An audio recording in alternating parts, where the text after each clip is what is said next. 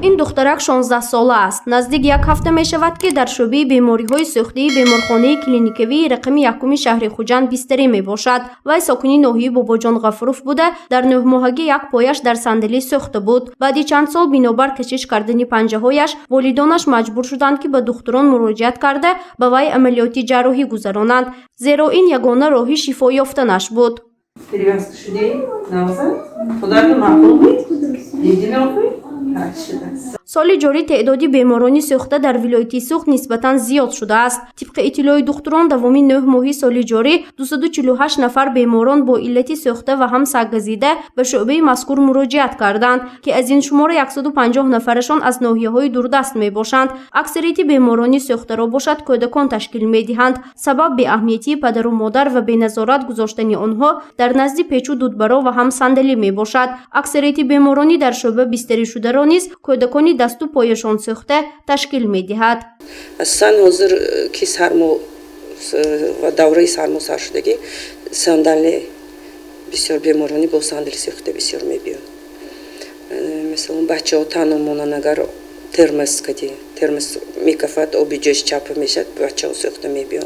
سال جاری بیمارانی سوخته اساساً از شهر و ناحیه‌های استراوشن، اسفره، ادرسمون، تبشر و ناحیه مسجد به بیمارخانه کلینیکی رقم یکم شهر خوجند مراجعت کردند. دکتران شعبه از زیاد شدن بیماری سوخته بین کودکان خردسال اظهار نگرانی میکنند، زیرا به حالت امروزه اگر در شعبه 15 نفر بیماران با علت سوخته بستری باشند، از آنها 11 نفرشان را کودکان تشکیل میدهند. طبق اطلاع دکتران از شماره عمومی بیماران سوخته 90% بین کودکان به قید گرفته شده است که این حالت تشویش‌آور ارزیابی کرده می شود. از مادران خواهش میکردیم که به فرزندشون نزدیک‌آوری بین کنند، بچه‌هاشون احتیاط کنند. بسیار در کرده بودی بچه کسالای ما آبی جوش کدی میشد، شیر گرم کدی سوختگی میبیود. مثلا در پیچکه خونه ها برای خونه گرم کردن آدمای رایون نکن، شخصای رایونی پیچکه میمونن. پیچکه هم بچه های نو راه گشتن سرکردگی ها پیچکه رفته دستشون میرسونن.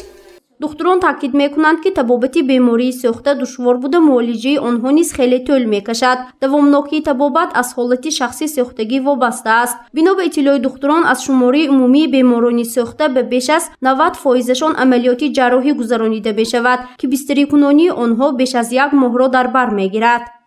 سوختگی طبابتش دوران دراز میشد. 50% گفتیم یا 30% سوختگی هست. کمش 1 ماه خونه رنجه و بسیارشون جراحی میشن برده. این دوامناکی کسلش فایز سوختگیش وابستگی کلام داره، فایز سوختگیش بده و درجه ناکی سوختگیش. بیمارانی که 1 تا 3 درجه سوختگی поверхностные روی که سوختگی سال میشن، معالجهشون یا 3 هفته پایان صحت میشن.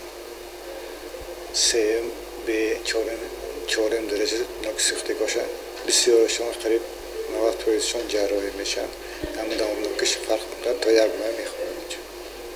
تحلیل 9 ماهه دکتران نشان می‌دهد که سال جاری 2 حالت فوت محض از حساب بیماری سوخته به قید گرفته شده است. این رقم در مقایسه با سال گذشته کم ارزیابی کرده می شود، زیرا سال گذشته 2020 6 حالت فوت از بیماری سوخته به قید گرفته شده بود. گزارش فرزانه شمسی و نعیم جان ایوبوف برای برنامه اطلاعاتی خبر.